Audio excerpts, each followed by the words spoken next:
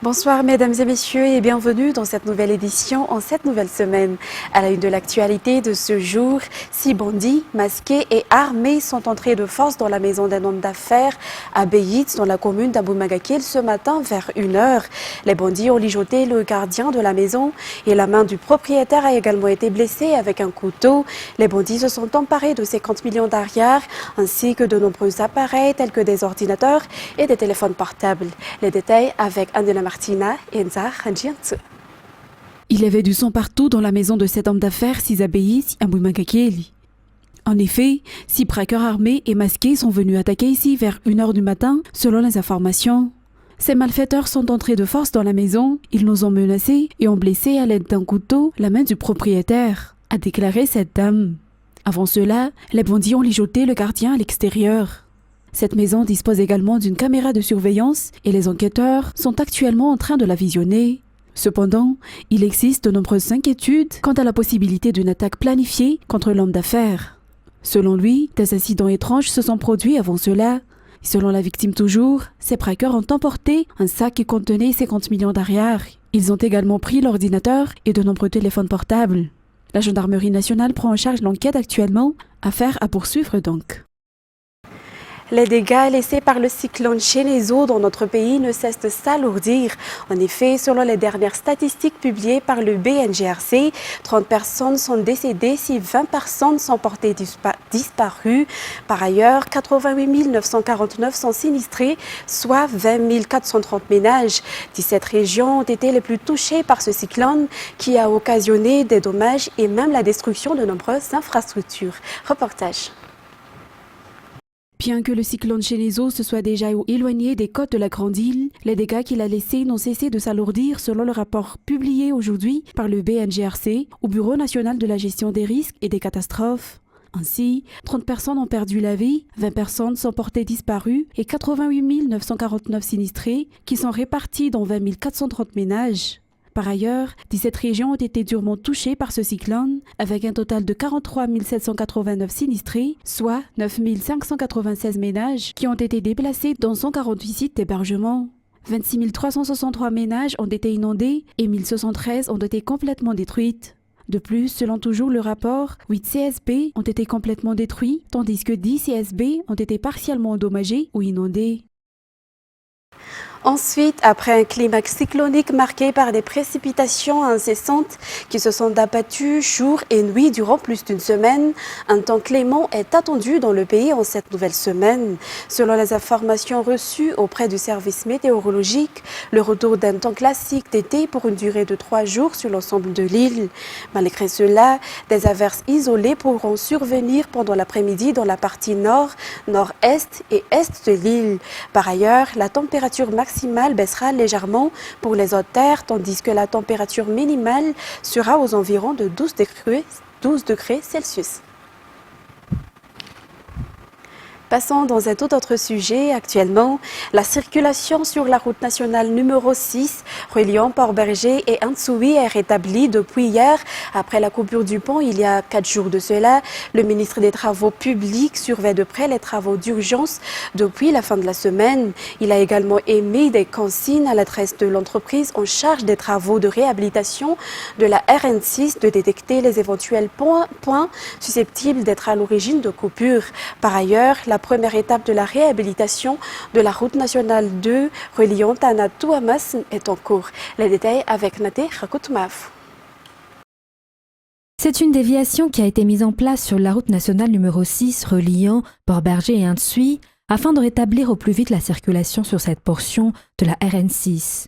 Cela fait 3 jours que les usagers attendent la fin des travaux sur cette portion de route qui a été coupée suite aux pluies apportées par le cyclone. Selon sa fille, un chauffeur venant de Saint-Bave, l'attente a été dure car les dépenses ont augmenté. Il faut attendre des taxis brousses venant de Tana pour les vivres et ils doivent aussi payer les commissions. De plus, selon lui, il n'a pas été au courant de cette coupure, sinon il serait resté à Saint-Bave.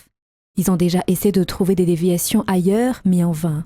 Ils ont été coincés ici pendant 3 jours. La circulation est revenue à la normale depuis hier et le ministre des Travaux publics est venu voir de près les travaux d'urgence depuis la fin de la semaine.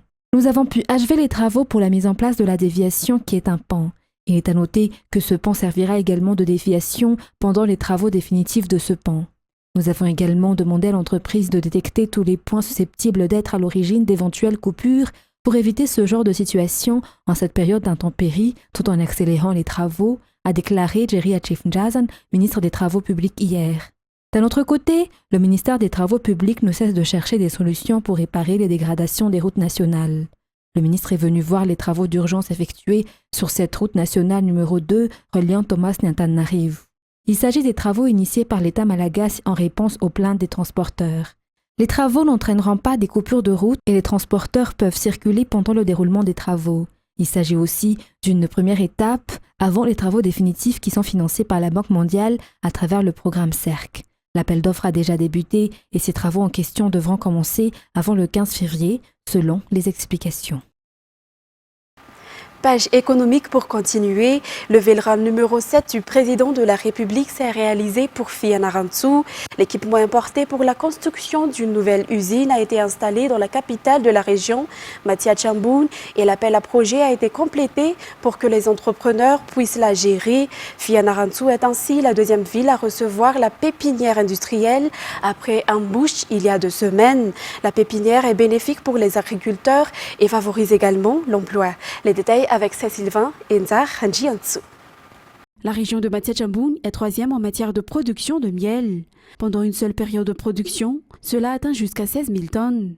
Et désormais, Fianarantsoa pourra transformer ce produit grâce à ces machines de la part du gouvernement. Des équipements qui permettent d'atteindre l'objectif d'autosuffisance alimentaire et la promotion de la productivité des agriculteurs, selon Edgar Azafnjava, ministre de l'Industrie, du Commerce et de la Consommation. Les agriculteurs seront formés par les techniciens concernant l'utilisation de ces machines. La pépinière industrielle est une entreprise de base et gérée par des responsables de base. Ainsi, la coopérative des paysans, l'entrepreneur qui gère l'ODOF et le ministère de l'Industrie, du Commerce et de la Consommation travaillent ensemble. L'implantation de machines comme celle-ci va se poursuivre dans toute l'île afin de construire 75 pépinières industrielles selon les explications. Toujours dans ce même contexte, les exportateurs de l'AGOA visent à exporter et à développer leurs activités à l'international. Ils ont demandé le soutien du gouvernement à cet égard, une demande à laquelle le gouvernement a répondu en informant et en renforçant l'expérience du secteur privé lors d'un atelier qui s'est tenu le week-end dernier. Toujours avec Sylvain Enzar Hanjiansu. L'exportation de vêtements a toujours fait la renommée de Madagascar au sein de l'AGOA. Désormais, les entrepreneurs malagasy envisagent de développer et augmenter la variété de produits à exporter, notamment en exportant de l'art malagasy, de l'huile végétale et bien d'autres produits. Ces articles sont envoyés au marché AGOA en Amérique, selon les explications de Afsu Imbik, un entrepreneur. Pour rappel, le marché de l'AGOA n'est pas seulement celui du textile. Ainsi, les entrepreneurs et les responsables gouvernementaux ont été informés de toutes les conditions pour procéder à l'expansion du marché et des exportations de produits. AGOA est une loi américaine qui permet aux pays africains d'exporter hors taxes dans leur pays. Et selon les statistiques de l'année 2022, Madagascar se classe au 3e rang des exportations de vêtements. Par ailleurs, l'existence du marché AGOA offre du travail à plus de 70 000 personnes dans notre pays. L'OIT, à travers le projet ProAgro-Youth, financé par le FIDA, a organisé une formation pour 110 jeunes issus des grandes régions du Grand Sud-Est, dont Vatvav, Fitfnan et Atimotnanen. L'objectif est de promouvoir l'octroi de travail décent pour les jeunes dans le milieu rural. Les reportages avec Felan Hakudarsul.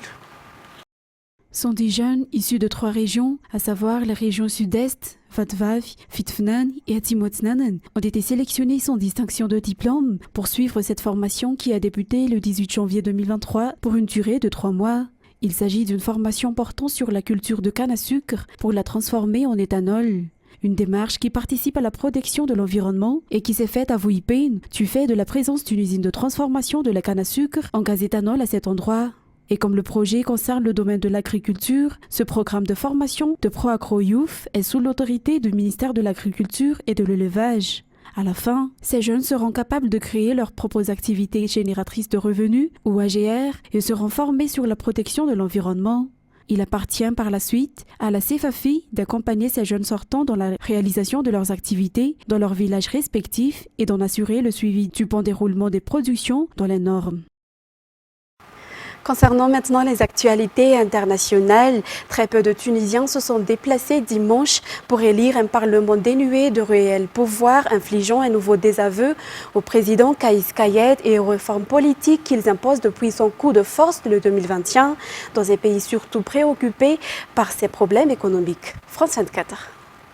Des bureaux de vote presque vides et un record d'abstention depuis la révolution de 2011. Le second tour des élections législatives se tenait ce dimanche en Tunisie, mais seulement 11,3% des personnes en âge de voter se sont déplacées. Les quelques citoyens présents dans ce bureau de vote de Tunis veulent garder espoir. Il faut des changements partout, il faut des changements positifs vers le meilleur pour l'intérêt des citoyens. Il faut œuvrer pour l'avenir du pays afin de se développer. Après la fermeture des bureaux de vote, l'opposition a utilisé ce taux d'abstention record pour appeler à former un front politique et syndical uni. L'objectif, pousser Kais Saied à partir et organiser une élection présidentielle anticipée. Je demande à tous ceux qui font partie du mouvement politique et à ceux qui sont dans le mouvement civil d'être à la hauteur du nouveau défi qui est devant nous. Travaillons main dans la main pour créer le changement avec le départ de Kais Saied. Mais beaucoup de Tunisiens boudent définitivement les urnes, désabusés face à la crise économique qui s'aggrave et en perte de confiance croissante dans la classe politique. Je ne vote plus. Je suis pauvre et j'ai voté de nombreuses fois dans le passé pour obtenir un changement. Mais au final, rien n'a été réalisé. Cette élection vise à renouveler 131 des 161 députés du Parlement et représente une étape de plus dans l'hyper-présidentialisation du système politique tunisien. Kais Saied s'était emparé de tous les pouvoirs en juillet 2021, puis avait dissous le Parlement et changé la Constitution.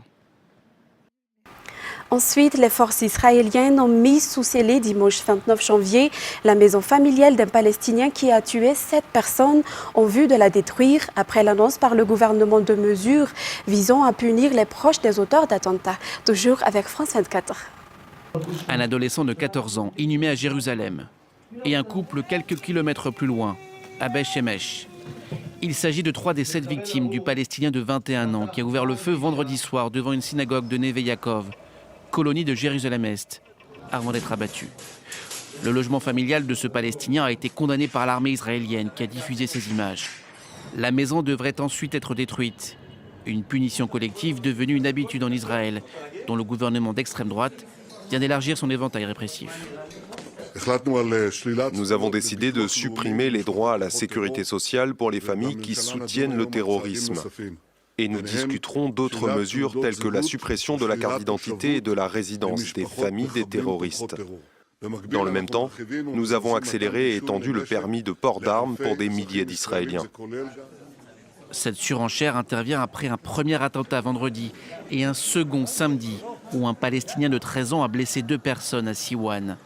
Précédemment, un raid israélien avait fait 9 morts jeudi à Jenin. Ce contexte a ravivé les tensions entre colons israéliens et palestiniens. Près de Ramallah, cet homme ne peut que constater les dégâts. Sa voiture a été détruite et sa maison est en partie calcinée. Il accuse les colons israéliens d'être directement responsables de ces destructions.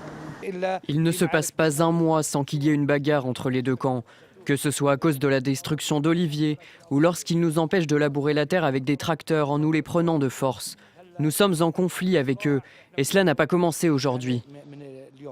Un Palestinien de 18 ans a été abattu ce dimanche près d'une colonie en Cisjordanie par des gardes de sécurité israéliens. Anthony Blinken, le secrétaire d'État américain, sera à Jérusalem et à Ramallah lundi et mardi, avec la mission quasi impossible de refaire baisser la tension.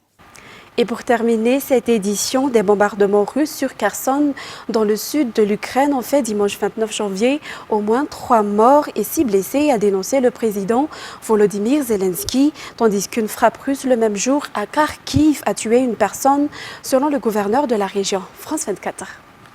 De la fumée s'échappe encore de cet immeuble. Le bâtiment vient d'être touché, balayé par une frappe russe. En plein cœur de Kharkiv, 2e ville d'Ukraine, les secouristes s'affairent à la recherche d'éventuels survivants. Au milieu des décombres, cette femme, une habitante de l'immeuble, miraculée. J'étais dans mon lit, je réfléchissais encore et encore. Soudain, quelque chose de très puissant m'a emporté. Je suis sortie du lit, j'étais directement dans la cuisine. Je ne sais pas comment je suis encore en vie.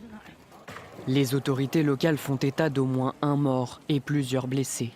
Déjà ce dimanche, les frappes russes avaient fait des victimes. 3 au moins ici à Kherson selon les autorités ukrainiennes, qui ajoutent qu'une école, un hôpital auraient aussi été pris pour cible. Kherson, cette ville abandonnée par l'armée russe en novembre dernier, est à nouveau l'objet de bombardements réguliers. Aujourd'hui, oui, c'est très intense. Il y a beaucoup de bombardements. J'étais à une demi-heure de marche du marché central et j'ai entendu 3 ou 4 obus voler. De son côté, l'administration russe en place au sud de la région de Zaporijia rapporte qu'une frappe ukrainienne visant un pont ferroviaire aurait fait plusieurs victimes. Dans cette région, les combats acharnés ont bel et bien repris ces derniers jours. Mesdames et messieurs, c'est ainsi que prend fin cette édition. Nous vous remercions de l'avoir suivi jusqu'à son terme. Excellente semaine et excellente soirée en notre compagnie. Au revoir.